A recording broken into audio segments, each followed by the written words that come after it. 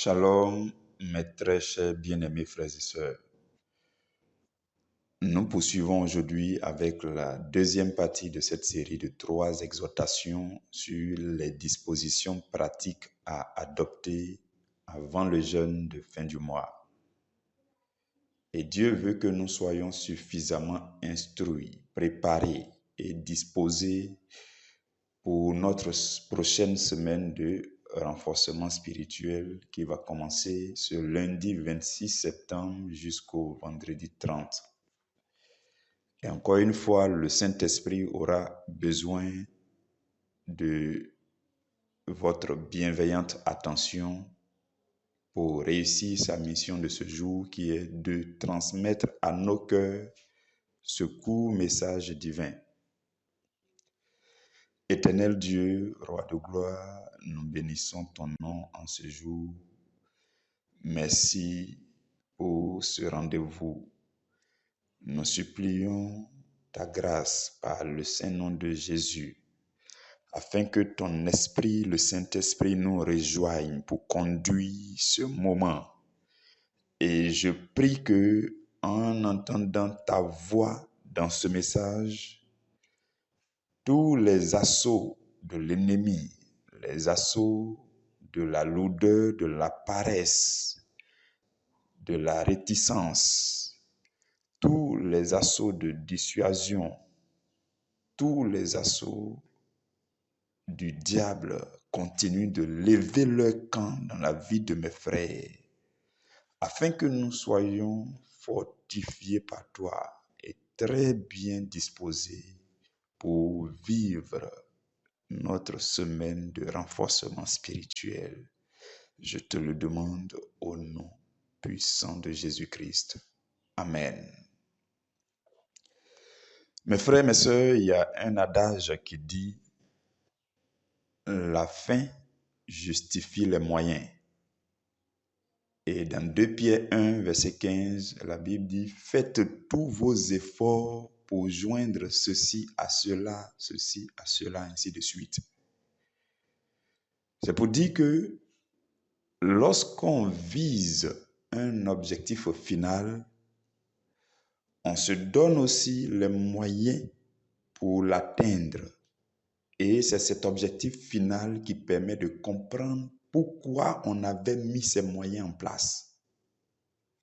Parce qu'il est absurde de mettre des moyens en place sans pouvoir atteindre l'objectif qui doit être atteint. Et si vous mettez des moyens en place et que finalement vous n'atteignez pas les objectifs attendus, cela peut tourner à la frustration. Donc, frères et sœurs, je veux dire que le jeûne et les privations ne sont que les moyens que nous mettons en place pour atteindre la finalité qui est de toucher Dieu. On ne jeûne pas pour jeûner. On jeûne avec un désir brûlant de se faire entendre par Dieu, de le toucher par la qualité de nos adorations. On jeûne pour prier de manière à être entendu au ciel et exaucé sur terre. Et le jeûne n'est qu'un moyen que nous mettons en place. Mais le résultat final recherché est d'obtenir l'action de Dieu, de susciter l'intervention divine dans nos situations. C'est ça le jeûne. Et c'est ça son objectif. Et quand vous avez cette compréhension, vous n'allez plus jeûner pour jeûner. Vous allez jeûner véritablement. Vous n'allez plus jeûner sans méditer plus ardemment la parole de Dieu. Vous ne jeûnerez pas sans prendre des temps de prière plus intenses et très inspirés en vue de toucher Dieu avec votre cœur. Mes frères et sœurs, c'est notre attitude dans le jeûne qui démontre ce pourquoi nous jeûnons. Certains jeûnent sans aucun résultat et ils ressortent à vide. Ce n'est pas une chose normale et cela ne vous arrivera plus à compter d'aujourd'hui. En principe, après un réel temps de jeûne, votre être tout entier doit témoigner d'une touche divine, d'une transformation et d'une progression spirituelle remarquable, même par ceux qui sont autour de vous. Un résultat concret que votre âme atteste. Voilà pourquoi, en nous engageant dans un temps de jeûne, nous devons avoir entre nos mains les sujets de prière les plus pertinents, les plus utiles pour notre vie, pour notre famille, pour nos enfants, pour nos activités. On doit les avoir entre nos mains.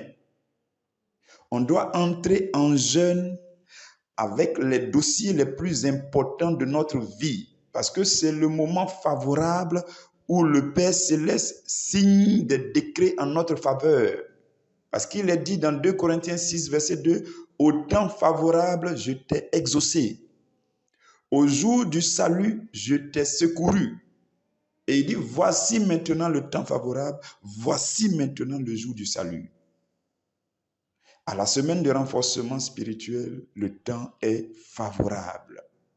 C'est le temps favorable pour notre exaucement et pour notre secours venant de l'Éternel. Dans Matthieu 6, verset 18, la Bible dit qu'on ne doit pas jeûner pour nous faire voir par les hommes, mais par notre Père qui voit dans le secret.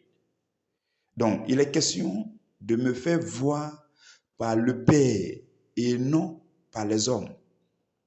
Donc, frères et sœurs, le jeûne est le temps favorable pour importuner le Père par nos louanges, par l'adoration et par la prière fervente.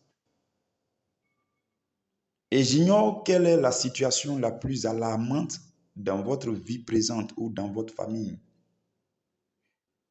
Mais prenez ce dossier dès maintenant. Quel est ce sujet qui vous tient à cœur et qui est en accord avec la volonté de Dieu pour vous? Prenez ce dossier avec vous. Quelle est cette maladie qui vous embête et qui revient périodiquement? Prenez aussi son dossier. Quel est ce pharaon qui vous empêche de quitter totalement l'Égypte pour aller en direction de votre terre promise? Prenez aussi ce dossier. Quelle est cette mer rouge qui ne veut pas vous céder le passage, votre passage vers votre terre promise? Prenez également son dossier avec vous. Et quel est ce mur de Jéricho qui ne veut pas vous donner accès à votre Canaan? Prenez tous ces dossiers, car le Père Céleste va commencer à signer les décrets en notre faveur dès le premier jour du jeûne.